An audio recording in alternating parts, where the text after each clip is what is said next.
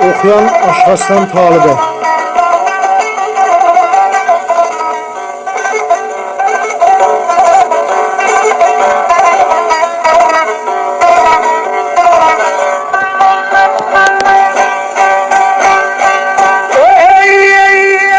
Bizden selam olsun.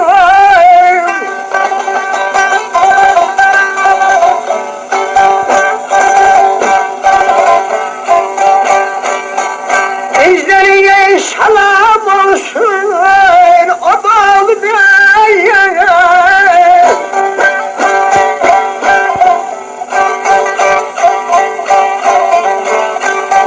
geçirem ey yazı ona koymam.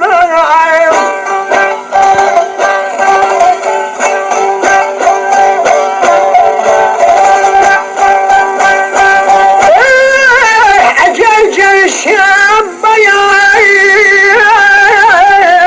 zıtın şehrine.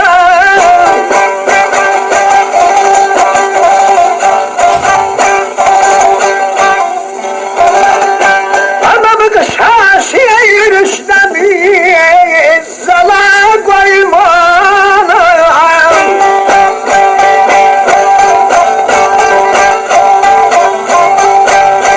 Deymi deymi deymi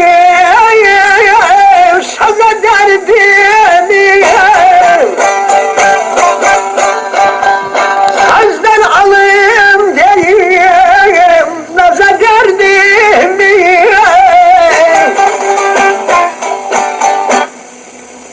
Bayazıt'ta Şoroğlu Bolu Bey, Cemal Paşa, Ahmet Paşa, Hasan Paşa'nın hüzründe Demirsoğlu, Delesenli, Bellehmet deyler tutulup Semli belden hareket ediyip bunların meclisinde bu sözleri değil ki Aşık Şoroğlu'dan bize bir 5 kelime okuyuna ne değildi bu eğimler derlerin tutuşan sözü neydi?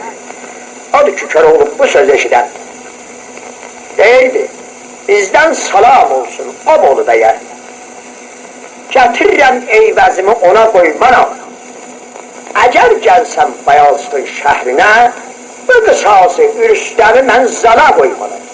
Aşıq belə deyirdi, deyirdi bəli, ya ondan da artıq deyirdi. Gətir Köroğlu ikincisindi, Bolu bəy, məgər mən ölmüşəm Dəmirsoğlu Dələsəni Bəlləhmədi və eyvəzi balını zindana salasan. Daha nə deyər, mən Aşıq Əslan dərdir.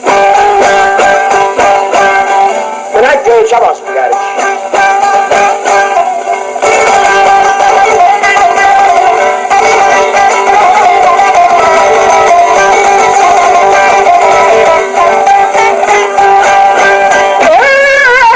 Ey qışın silləsində yeycədi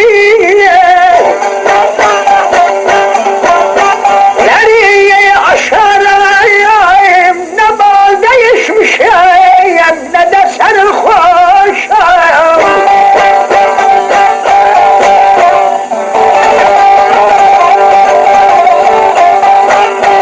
Əllərdə bəslənmiş alıcı quşam.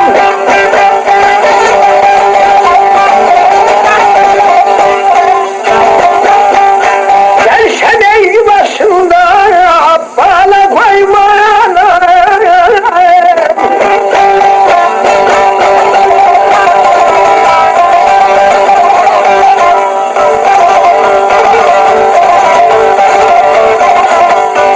Qışın çilləsində qədihləri aşaram.